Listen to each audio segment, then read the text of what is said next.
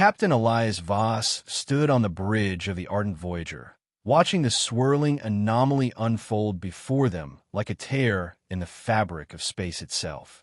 The ship had been charting the unclaimed expanse beyond the Perseus arm when their long-range scanners had detected the disturbance, a rift pulsing with erratic energy unlike anything the crew had encountered before. "Science Officer Cho, what are we looking at?" Voss asked, his voice calm but firm. Lien Cho, an expert in quantum anomalies, squinted at the readouts on her console. "Unknown, sir. The rift is emitting gravitational fluctuations, but it's not behaving like a natural wormhole. It's as if something activated it."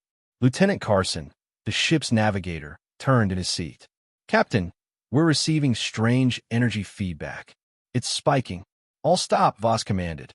The Ardent Voyager hummed as its engines powered down, maintaining a cautious distance from the anomaly.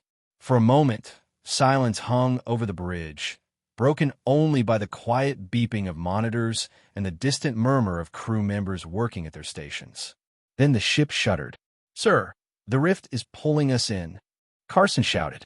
"Engines full reverse," Voss ordered, gripping the armrest of his chair.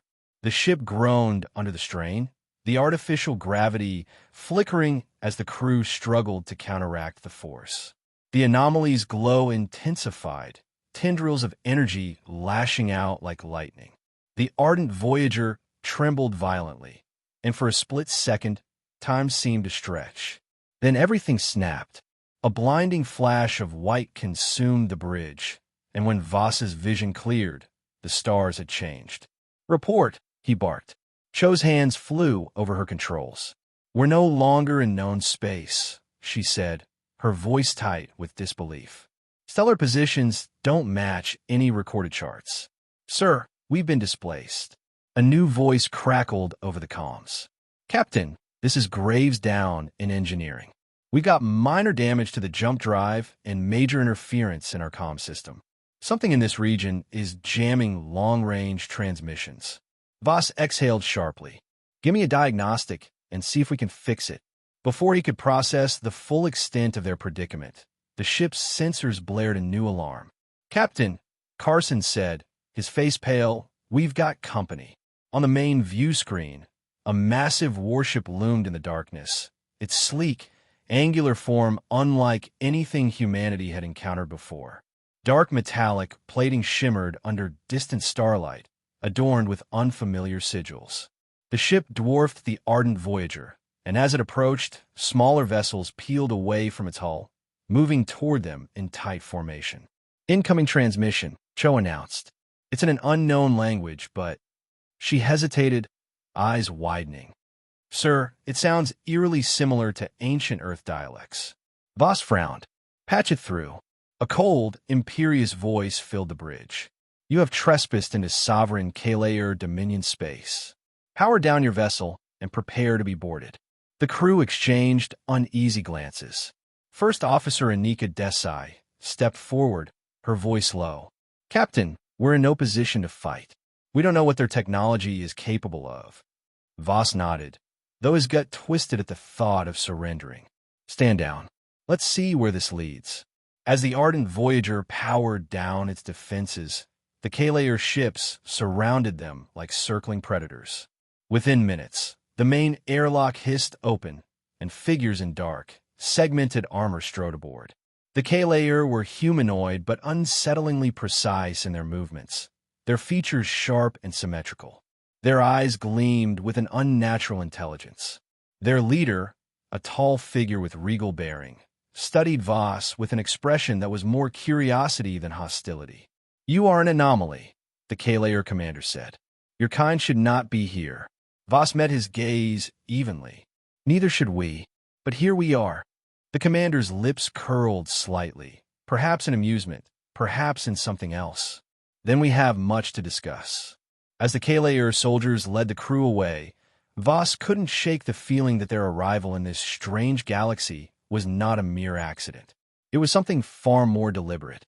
The interior of the Kelor vessel was an exercise in austere elegance. Dark metallic corridors lined with glowing blue conduits, pulsing like veins in a living organism. The air was sterile, and the walls lacked any signs of wear, as if the ship had been meticulously preserved for centuries. Captain Elias Voss and his crew were marched down the passageway under the watchful eyes of Kelor guards. Their movements were precise, almost mechanical, but there was no mistaking their intelligence. They weren't drones. They were something else. The leader of the Kelor contingent, the same regal figure who had addressed them before, walked beside Voss, silent for a long stretch before finally speaking. "You are not the first to stumble through the rift." Voss glanced at him, masking his surprise. "Others have come before us." The Kelor's expression was unreadable. Not in a very long time. Before Voss could press further, the group reached a set of towering doors that parted soundlessly. Beyond them was a chamber bathed in soft violet light, a stark contrast to the cold corridors. Ornate metallic patterns curled across the floor in intricate designs, and at the center stood a raised platform, flanked by two Kelor figures in flowing black robes. Their eyes shimmered with an unnatural luminescence. "Step forward," one of them commanded. Voss did, along with First Officer Anika Desai and Science Officer Lien Cho. The robed figures studied them with eerie intensity. "You are human," the first one stated, as if confirming something long suspected. "We are," Voss replied carefully. "You seem familiar with our species." The second figure exchanged a glance with the first. "We know of humans, but none have walked these halls in millennia." That sent a chill down Voss's spine. "Ow!" The first Kelor official, who he guessed was some sort of adjudicator, ignored the question and turned to one of the guards. "Separate them. We will question them individually." At once, the guards moved in. Voss stiffened, but he gave Desai and Cho a slight nod to comply. Fighting now would be suicide. Voss was led down a separate corridor into a small, dimly lit chamber. A single chair stood in the center, framed by what appeared to be scanning equipment. The Kelor commander entered behind him. "I am called Varis." The commander finally introduced himself. "You are Captain Elias Voss." Voss sat slowly, eyeing Varis warily. "You know my name?" "We have ways of extracting surface-level information," Varis said. "Your ship's systems are primitive by our standards." Voss clenched his jaw but said nothing. Varis regarded him for a moment before speaking again. "Tell me, Captain, what do you know of your ancient past?" The question caught Voss off guard. "Humanity's past?" he repeated.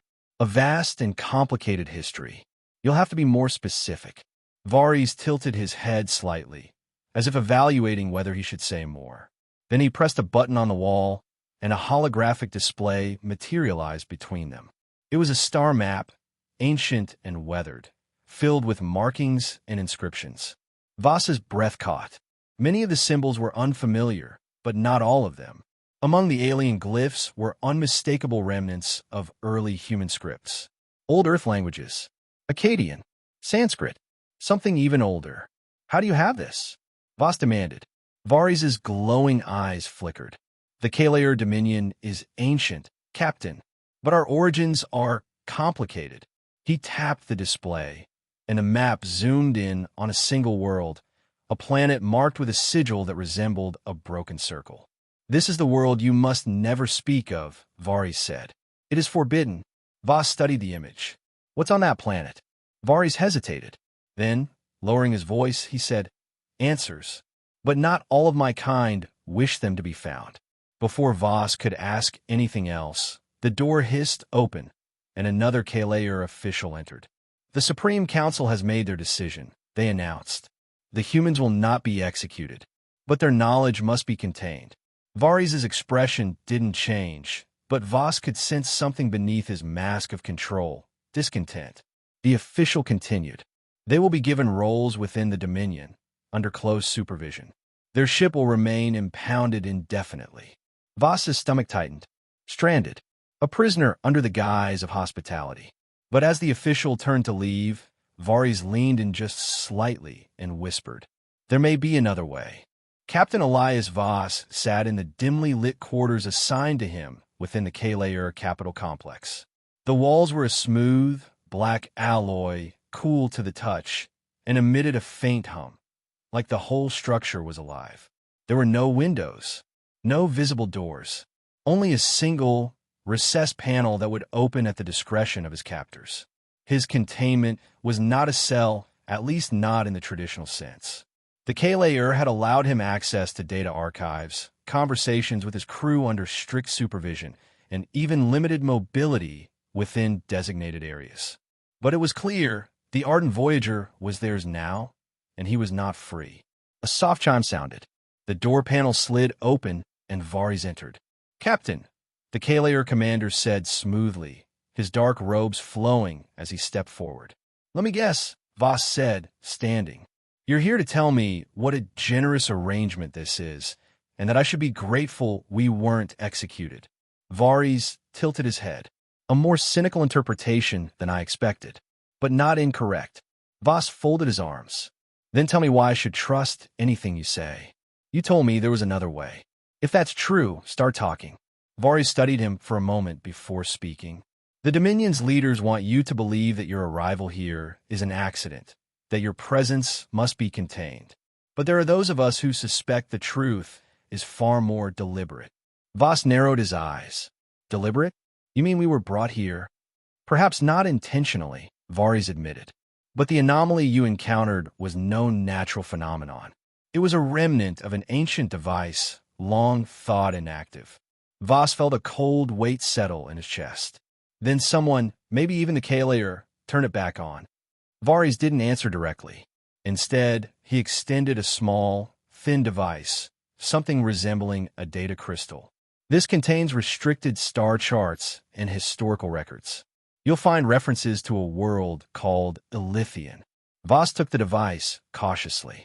"The same world you showed me in a hologram?" Varys nodded. "It is the Dominion's greatest secret, and if you truly wish to understand why you are here, you must go there." Voss exhaled, gripping the data crystal tightly.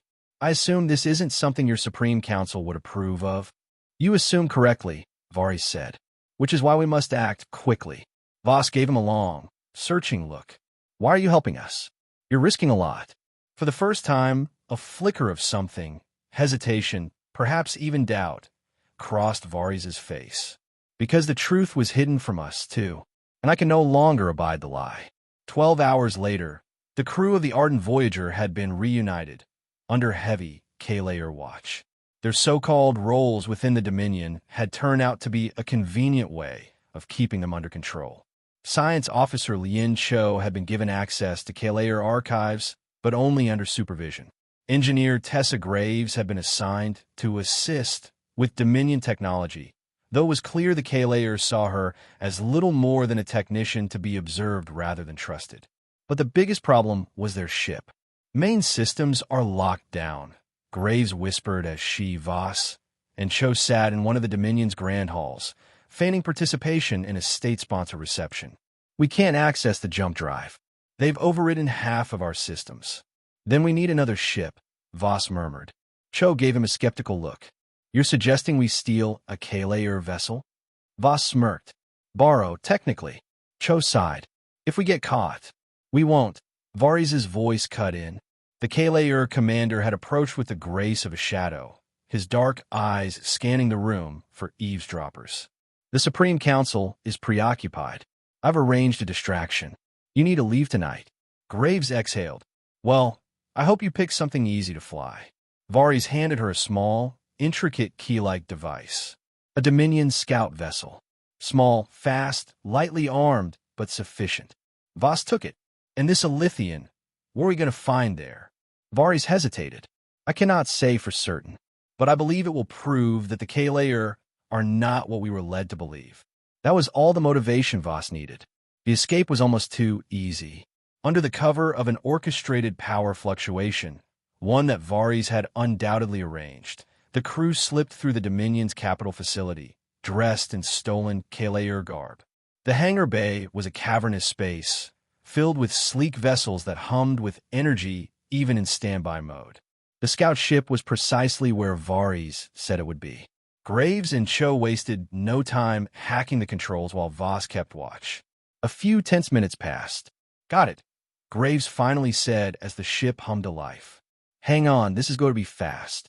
The bay doors loomed ahead, still sealed. But as the Dominion security alarms flared to life, those doors suddenly opened. Voss's eyes flicked to the upper platforms, and there, standing at a control console, was Varys. Their eyes met for a brief second before the Kelor turned away and disappeared into the shadows. Then the comms crackled. Go! The ship shot forward, streaking past Kelor defense turrets as they roared out into the void. As the Dominion's warships scrambled in pursuit, Voss felt his heart hammer in his chest. They were heading toward Elythian, and whatever lay waiting for them there, he knew it would change everything. The Kelor scout vessel tore through the void, its engines burning hot as it slipped past the outermost sentries of Dominion-controlled space. For hours, Captain Elias Voss and his crew had flown in silence, scanning for pursuit, but none came. That alone was concerning. They let us go, Lien Cho murmured from the co-pilot's seat, staring at the sensor readings. They should have been on us the moment we left the capital. Voss didn't like it either. Varys must have done more than just cover our escape. Tessa Graves, busy monitoring the ship's systems, frowned. Or they want us to go to Elythian. A grim possibility. But there was no turning back now. Ahead of them, Elythian emerged from the darkness, an unassuming world wrapped in swirling gray clouds. At first glance, it seemed barren, lifeless. But as they entered the atmosphere, the thick cloud cover parted, revealing something breathtaking. Below them lay ruins. Massive stone structures stretched across the landscape, overgrown with alien vegetation, but still standing, untouched by time. Towering pillars, domed citadels, and enormous rings of carved rock sprawled beneath them, resembling a long-dead metropolis. But it was not Kelor in design. It was unmistakably human. Voss's throat went dry. Bring us down. The scout ship touched down near the outskirts of the ruins, its landing struts sinking slightly into the soft, overgrown terrain. The moment the hatch hissed open, a strange stillness filled the air, as if the planet itself was watching them. The wind carried whispers. I don't like this, Graves muttered, gripping her rifle. Cho, however, was already moving, scanning the ruins with wide-eyed fascination. This architecture, these symbols, they match pre-Sumerian script from Earth, she breathed. Thousands of years old. But how? Voss followed her gaze to the weathered carvings on the nearest stone wall. And there, inscribed in a language he hadn't seen since his childhood history books, were words written in perfect, ancient Akkadian. We were the first. A chill ran down his spine. Let's move. The deeper they ventured into the ruins, the more evidence they found. Walls covered in old Earth languages, Sanskrit, Egyptian hieroglyphs, even early Chinese script. Murals depicting figures leaving a dying world, boarding massive ships, traveling the stars. It was a migration. Cho's hand shook as she brushed dust off one of the murals. This is impossible, she whispered. This suggests humans, our ancestors, left Earth thousands of years ago. That they colonized this place before the rise of our own civilizations. Voss stared at the images, his mind struggling to process what it meant. If this was true, then the Kelor weren't alien at all. They were us. A sudden crackle broke the silence. Their comms. Captain, a distorted voice came through. You must leave immediately. Varys. Voss tapped his earpiece. Varys? How are you contacting us? There's no time. The Dominion is coming. Cho turned sharply. How does he? They knew you'd come here, Varys cut in, and now they are coming to erase the truth. An alarm blared from the ship's console back at the landing site. Graves sprinted to it, cursing. Inbound warships. Fast. They'll be here in minutes. Voss clenched his fists. We need proof. Something we can take back. Cho's eyes darted around the ruins before settling on the largest structure in the center of the city. There. That's their archive. If anything survived, it's in there. They ran. The archive was massive, a vaulted chamber beneath the ruins, filled with towering pillars of glass-like crystal. Pulsing lights flickered inside the crystals, casting eerie blue illumination across the chamber. A single terminal stood in the center. Cho rushed to it, connecting a datapad. It's some kind of storage system. This could have records of their entire civilization. Why they left Earth, how they got here, everything. Voss turned back toward the entrance. The sky outside darkened. The distant hum of Kelor warships closing and filled the air. We don't have time, he snapped. I just need a few more seconds, Cho said, fingers flying across the interface. A deep thrum reverberated through the chamber. The crystals pulsed brighter. Then a voice, ancient, mechanical, and filled with static, spoke. Who remains? The crew froze. The voice was old, too old, yet spoke in perfect, unaccented English. Voss stepped forward. We are travelers. Humans. A pause. Then, sorrow. You're the last. A chill crept through Voss's spine. The last of what? The voice flickered, as if struggling. The last departed. The ones who stay behind. The cycle is complete. The truth must. The voice cut out. Cho gasped. They're jamming the signal. Outside, the first Kelor warship descended. Time's up, Graves shouted. Voss grabbed Cho's arm. Did you get the data? She held up the pad, breathless. I got something. I don't know if it's everything, but... The ground trembled. The archive's ceiling cracked. The Kelor were leveling the ruins. Move, Voss ordered. They barely made it back to the ship as the first plasma bombardment hit the city. The scout vessel roared to life, kicking up dust as it ascended. On the view screen, Elythian burned. The Dominion was erasing its past. Voss's hands tightened on the controls. Set a course for the rift. Cho turned to him. We're going home? Voss met her gaze. We have no choice. If we don't warn Earth, this will happen again. But as the ship jumped into the void, he couldn't shake the feeling that something, someone, was still watching, and that this was far from over. The stolen Kelor scout vessel hurtled through the void, the burning remains of Elythian vanishing behind them. Silence filled the cockpit as Captain Elias Voss and his crew processed what they had just witnessed.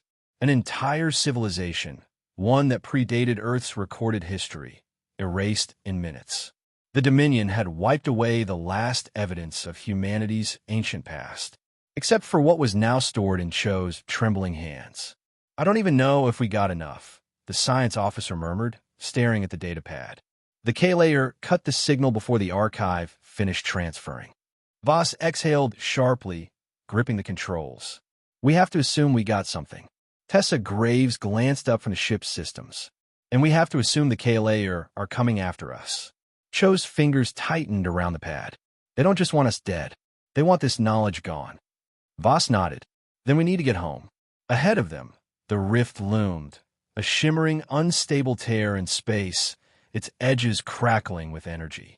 It was the same anomaly that had pulled them into Kelor territory in the first place.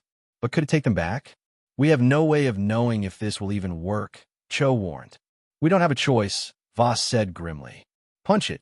Graves engaged the ship's thrusters, and the vessel surged forward, just as the first Dominion warships appeared on their long-range sensors. Contact, Graves shouted. 3, no, 5 warships. They must have been waiting for us. The comms crackled to life. A cold, familiar voice filled the cockpit. You should not have gone to Elythian. It was Varis. Voss clenched his jaw. So that's it? You helped us escape, but you never really intended to let us leave. A pause. Then, something unexpected. I was not the only one who watched you, Captain, Varis said. The Supreme Council expected you to seek the Forbidden World. They knew you would find the archive. And now, they know you must not return home. Voss's grip on the controls tightened. If you don't want us to go, Varis, then why are we still breathing? Another pause. Then a sigh. Because I want to know, too. Voss's eyes narrowed. What are you saying? I cannot defy the Dominion outright, Varis said. But I have cleared your path to the rift. Take it. If you survive, then perhaps the truth is meant to return. The transmission cut. The Kelor warships made no move to intercept. Son of a bitch, Graves breathed. He is letting us go. For now, Cho murmured. The rift loomed ahead. The ship's hull vibrated violently as they approached, the tear in space pulsing with an unnatural force. Readings are unstable, Cho warned. We could be ripped apart. Or we could go home, Voss countered. A deep breath. Then, Do it. Graves hit the throttle. The ship surged forward into the unknown. The rift. Time twisted. The ship groaned. Voss felt like he was being stretched, like his mind was slipping between consciousness and something deeper. Memories that weren't his flickered in his mind. Images of vast Exodus ships departing a world bathed in fire. The first humans to leave Earth, not in the future, but in the distant past. And a warning. A single voice echoing through the void. They will come for you. Then darkness. Earth orbit. A deafening crack echoed through space as the rift spit them out. The ship buckled violently before stabilizing. Alarms blared. Voss's vision swam as he fought to regain control. Status. Graves gasped. Holy shit. We're home. The familiar blue-green sphere of Earth filled the view screen. The ship's sensors lit up. Multiple Earth ships inbound. Messages flooded the comms. A familiar voice cut through the static. This is UNSF command to unidentified vessel. You are entering restricted Earth space. Identify yourself immediately. Voss reached for the comms. This is Captain Elias Voss of the Ardent Voyager. A pause. We have a lot to talk about. 2 weeks later, the UNSF facility was sterile and cold, buried deep beneath the Pacific Ocean. Voss and his crew had been debriefed endlessly, their stories dissected, their data scrutinized. Then, finally, silence. The kind of silence that meant decisions were being made behind closed doors. Voss sat in a star conference room, staring at the only thing that mattered, the decrypted files from Elythian. Cho had managed to recover more than they thought. The truth was undeniable. Humanity had not simply evolved on Earth. They had returned to it. The original settlers, those who had left Earth millennia ago, had vanished, leaving their lost descendants to rediscover their home as if for the first time. The Kelor were not an alien race. They were the ones who had left. And now, they had erased any trace of that history. A door hissed open. A high-ranking UNSF official stepped in, flanked by 2 silent aides. You're to remain under classified status, the official said, voice devoid of emotion. Your crew as well. This information does not leave this facility. Voss exhaled slowly. So that's it? We bury this. A long pause. Then, we have no choice. Voss's hands curled into fists. You don't understand. The Kelor, Varis, they let us go. Not because they were afraid we'd tell people, but because they wanted to see what we do with the truth. The official didn't blink. And now we know. Voss shook his head. No. Now they know what we'll do. The official stood. Your ship will be reassigned. Your crew will be given new orders. This conversation never happened. Voss watched them go, his heart pounding with frustration. A hand touched his shoulder. Cho, what do we do now? She asked quietly. Voss exhaled, looked back at the files, at the faces of the ancient exiles, at the final warning. They will come for you. His jaw tightened. We don't stop, he murmured. We find out what's coming. And in the depths of space, far beyond Earth's reach, Varis watched and waited.